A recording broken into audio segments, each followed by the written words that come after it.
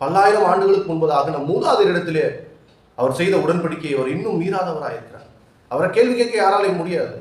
ஆனாலும் அவருடைய அன்பு தீர்மானத்தின் அன்பாக இருக்கிறது.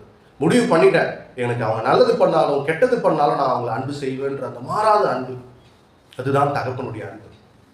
அந்த தகப்பனுடைய அன்பை நாம் முழுமையாக பெற்றுக்கொண்டால் எதிரிகளை நேசிக்க நம்மால் முடியும். அதனால்தான் சிலுவையில முடிவு பரிதத்தில் சொல்றார், தகப்பனே இவர்கள் செய்வது என்னதென்று அறியாது செய்கிறார்கள். என்னை சிலுவையில் அரைஞ்சிட்டாங்க, ஆணிகளால் என்ன அடிச்சுட்டாங்க, முன்முடியை சுட்டிருக்கிறாங்க, சாட்டையால் அடிச்சிருக்கிறாங்க, என் உடம்புல கடைசி சொட்டு ரத்தம் சிந்துகிற வரையிலும் என்னை குத்தி கொலை செய்து கொண்டே இருக்கிறார்கள். ஆனாலும் இவருடைய மன்னியும், இவர்கள் செய்வது என்னதென்று அறியாது செய்கிறார்கள், இந்த ரத்தத்தின் வழியாக அவர்களை நான் மீட்டெடுப்பேன்.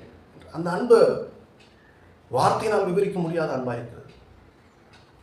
அந்த அன்பு இந்த உலக மனிதர்களோடு ஒப்பிடக்கூடாத அன்பா இருக்கிறது. நாம் நம் பிள்ளைகளிடத்தில் காட்டுகிற அன்பு வேறு, தகப்பன் நம் மீது அவருடைய சொந்த பிள்ளைகளாகிய நம் மீது காட்டுகிற அன்பு வேறு.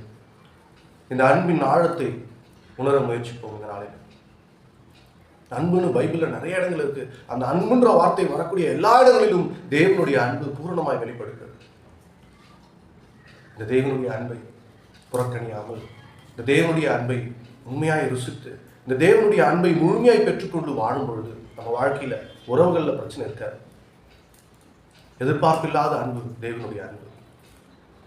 எதிரிகளையும் நேசிக்கக்கூடிய அன்பு, துரோகிகளையும் நேசிக்கக்கூடிய அன்பு. காட்டி கொடுக்க வந்த யூதாஸ் முத்தமிட்டு காட்டி கொடுக்கிறார்.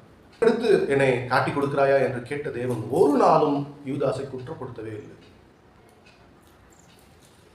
யூதாஸினுடைய மகிழ்ச்சி கர்த்தருக்கு முக்கியமாக இருக்கிறது. எதிரிகளை நேசிக்கக்கூடியவர், துரோகிகளை நேசிக்கக்கூடியவர், தன்னை விட்டு ஓடி சென்ற சீசர்களை ஒரு நாளும் குற்றப்படுத்தாத தேவன்.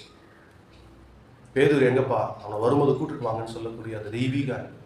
பேதுரு என்னை மறுதளிச்சு மனம் வந்து போயிருப்பான், அவனை விட்டுறாதீங்கப்பா, அவனை கூட்டிட்டு வாங்கன்னு சொல்லக்கூடிய அந்த தெய்வீக அன்பு, இந்த தகப்பனின் அன்பு. போதகரை தொந்தரவு பண்ணாதப்பா, உன் பிள்ளை மறுச்சு போயிட்டா, அவரை தொந்தரவு பண்ணாதுன்னு சொல்லும் பொழுது அந்த பெண்ணுடைய தகப்பன் பேசுவதற்கு முன்பதாக தேவன் பேசுகிறார், உன் விசுவாசத்தை விட்டுறாத, ஏன்னா விசுவாசம் இல்லைன்னா கர்த்தரால செயல்பட முடியாது. உன் விசுவாசத்தை விட்டுறாதப்பா, நான் வரேன், நான் உன் பொண்ணை உயிரோடு எழுப்புறேன் அப்படின்னு சொல்றேன். இரத்தப்போக்கினால் பாதிக்கப்பட்ட பெண், எத்தனையோ கேள்விகள் தனக்குள்ள இருந்திருக்கும்.